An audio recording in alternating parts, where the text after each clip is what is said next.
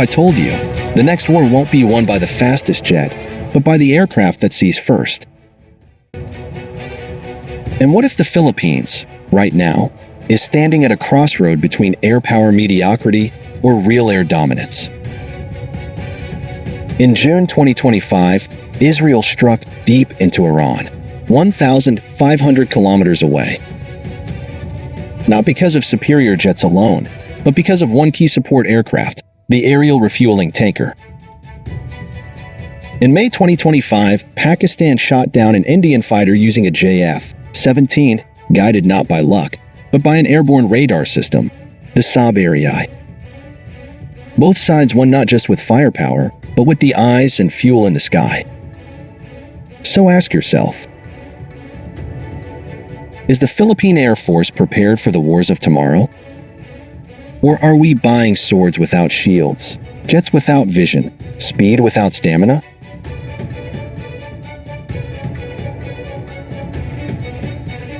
In today's battlefield, the first to see is the first to strike, and often the first to win. At the 78th anniversary of the Philippine Air Force, Secretary Gilberto Teodoro sent a clear message. Multirole fighters alone won't win the skies. We need the full package: airborne warning and control systems and aerial refueling tankers.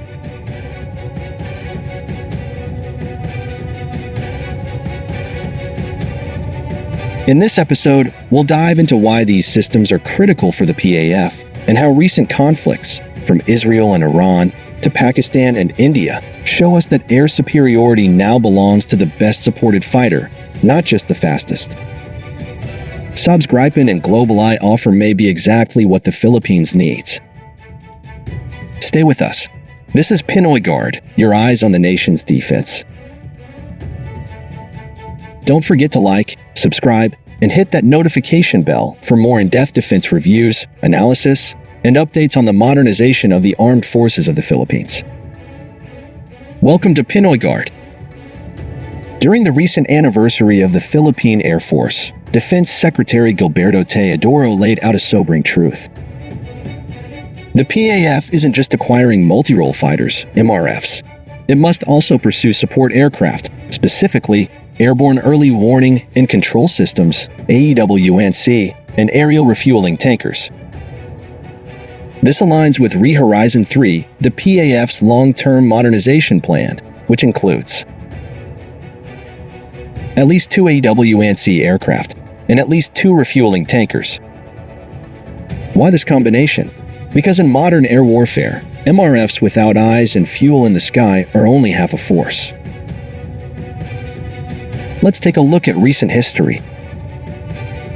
In June 2025, Israel demonstrated the reach and precision of air superiority by striking deep into Iranian territory, 1,500 kilometers away. How? Not just with stealth or technology, but with aerial refueling tankers that extended their aircraft's range far beyond its natural limits. Meanwhile, rewind to May 2025. The Pakistan-India air confrontation shocked the world when a Pakistani JF-17 Thunder shot down an Indian MiG-21. But what turned the tide in Pakistan's favor? Not just the pilot's skill, but the presence of an airborne early warning and control aircraft, the Saab Eye. This aircraft tracked Indian movements in real time, giving Pakistani fighters tactical advantage, guidance, and perfect timing. The result? A strategic victory without escalation. These events tell us one thing.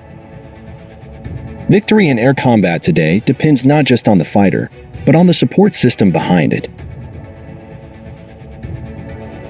Let's bring it back to the Philippines. With growing tensions in the West Philippine Sea, the PAF faces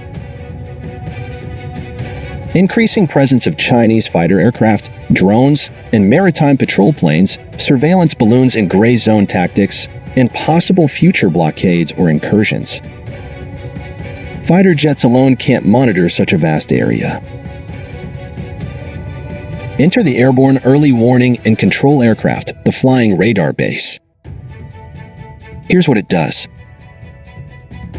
Detects incoming aircraft, ships, and missiles hundreds of kilometers away, tracks and prioritizes multiple threats at once, acts as a command and control hub, coordinating several fighters simultaneously. Without this, the PAF's future Gripens, or F-16s, would be flying blind.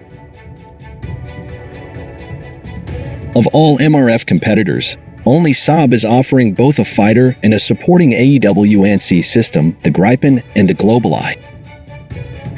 The GlobalEye is a cutting-edge AEW&C platform, using the AREI Extended Range Radar and the Long-Range Bombardier Global 6000 jet. This system can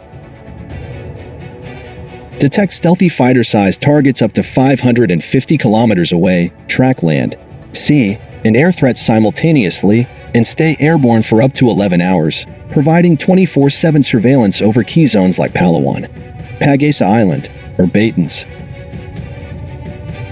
This offer makes Saab the only bidder giving the Philippines a turnkey air defense solution, one where the fighter and AWACS are designed to fight together. Let's talk about tankers. In Israel's long-range strike on Iran, what enabled them to fly 1,500 kilometers and return safely? Aerial refueling. Without tankers, the PAF's future fighters can't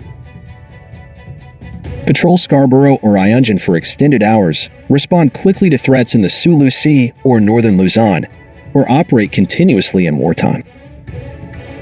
Tankers also allow force multiplication. Fighters can carry more weapons and fewer fuel tanks, longer loiter time in combat zones, greater strategic flexibility. Yet currently, the PAF owns 0 aerial refueling aircraft. So far, no fighter bidder, Saab, KI, or Lockheed Martin, produces tankers. These would likely be acquired separately. But if we want to extend the reach of our future MRFs, tankers must eventually be prioritized, even if they're not first in line. Secretary Teodoro's vision is bold but accurate. The PAF needs a system, not just aircraft. Fighters, AWACS, tankers. This triad forms a true air dominance package.